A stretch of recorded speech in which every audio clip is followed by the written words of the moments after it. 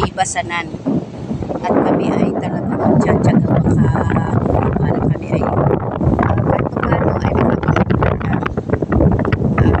kahit mga dalawang ulaman man lang ay makadilhisya kami din eh. Ayan, kahit papaano meron akong pang isang ulam dito. Ito yung tinatawag na susungang mga kaidol. At tapos ito nasa kabilang side na yan. Yan ay mga kabibi. Dito naman ang kukunin namin dito sa batuhan. Ito ay mga sikat. Ayan. Ayan, medyo nagandahan lang ako sa pagmasdan yung mga tanawin na yan. Kaso yung ibang kabundukan din sa parting are. Ayan, halos hindi siya maaninag kasi nga masyadong paligid. Kaya nagkaroon ng naririnig ko yung hampas ng alon sa dalampasigan. Ayan, dito sa batuhan na aming kinaroroonan. Ay, maririndi kayo.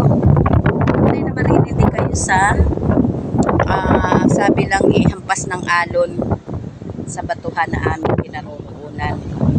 Ay, medyo sabi lang ilang sakit na lang at hindi na lumulubog ang haring araw. Ayan. Kaya kami ay mag-utay-utay na ditong manguhan ng aming pandagdag na dito sa aming dala-dala. Ayan tayo maghahanap ng sikat. Kung tayo nga ba may makukuha din eh.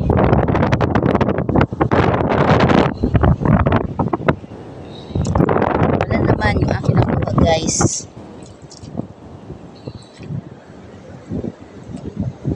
Ayan, tayo ay maghahanap-hanap dito.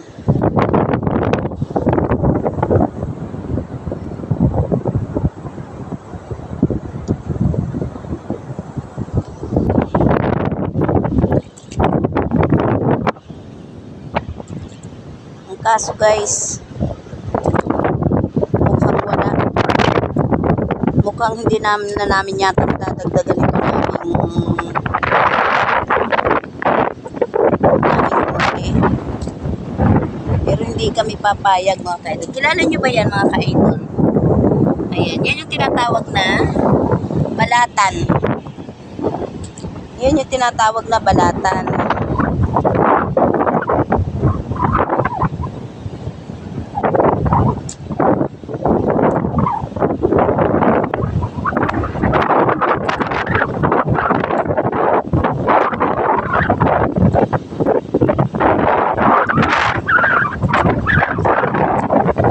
Sobrang lakas ng hangin.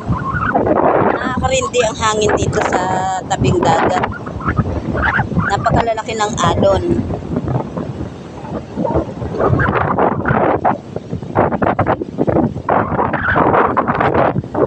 Ayan yung aking mga kasama.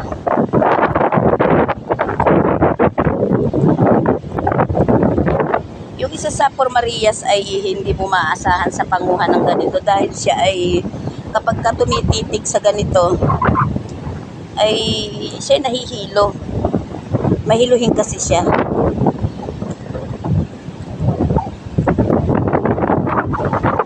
Kaya wala pa ako nakukuha na kikitang sikat mga ka-idol. Wala pa ako maipakitang dadamputin. Ayan, kita ay maghahanap ng ating dadamputin. Kaso parang wala yata labas na yung sikat. Kaya nga. Saan? Wala pa. Hindi pa ako napunta doon. Doon ang marami. Malalaki pa tayo sikat doon. Doon tayo madaan pabalik na tayo. Papunta lang tayo dyan. Baka may mga sahang. Pupunta kami dyan sa may tinatalpakan ng halo na yan. Dahil baka kami makakuha ba ng sahang. Alam nyo ba yung sahang mga ka-idol? Yun yung malalaking hibasanan na may mga tulis-tulis. Yun ang tinatawag na sahang.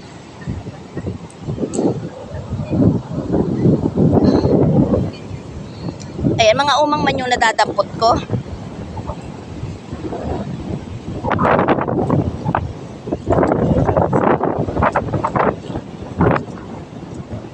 Ay, nakuha ka na? Wala pa man ako matampot kahit isang sikat. May mga hinasana oh. Wala ang akong lagayan. Alam nyo ba guys, mga kaalas, yung tinatawag na hila. Nakasanayan ko kasi kainin yung kahit nung kasi kami mga bata pa. Ang dami sana. Nung kasi kami mga bata pa, ito kinakain namin ito nun. Ayan, ang ginagawa dito ng aming tatay at nanay, hinahalbusan yan. Ayan ang padami-dami oh. Ayan oh. Ayan oh. Kaso, maalangan na.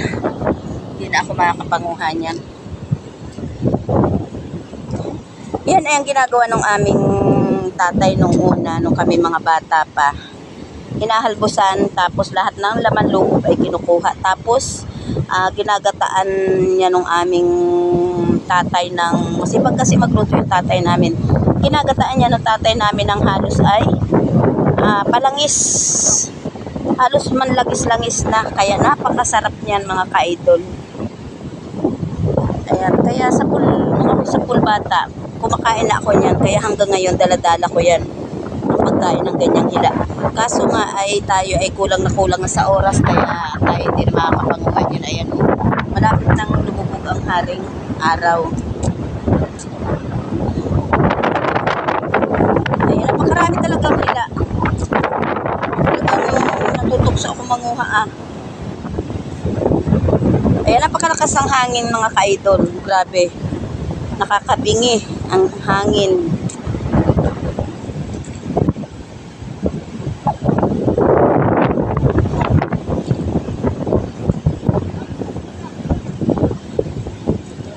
May nakuha ka na? Hindi. Emily, nagkain ako. Nagkain ako. Nagkain ang ilang pagkabaon mo.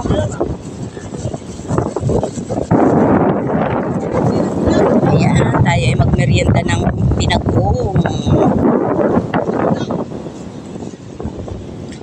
Daming ang hila.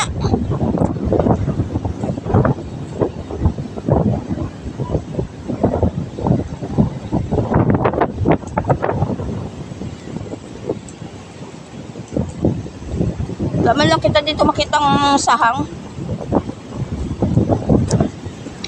Pag ganito kasing kulyada, ang mga sahang nadadala ng alon patabing pa parito.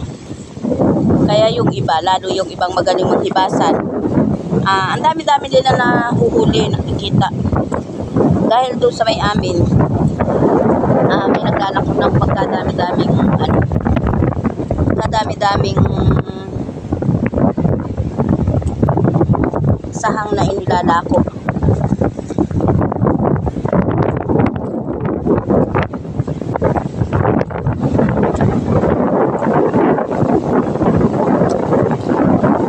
Pero ngayon, wala man lang makita kahit na sahang, kahit na sikat, wala kami makita.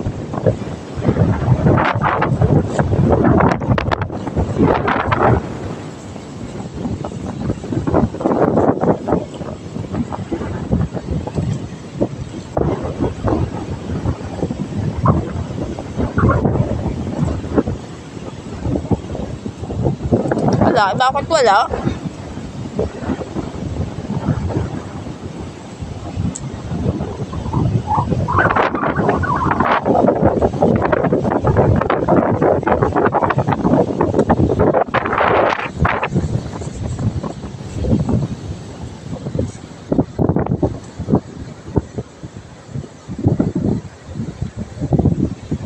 Ayan, pagka-dilim-dilim doon sa mga lugar na yan, oh.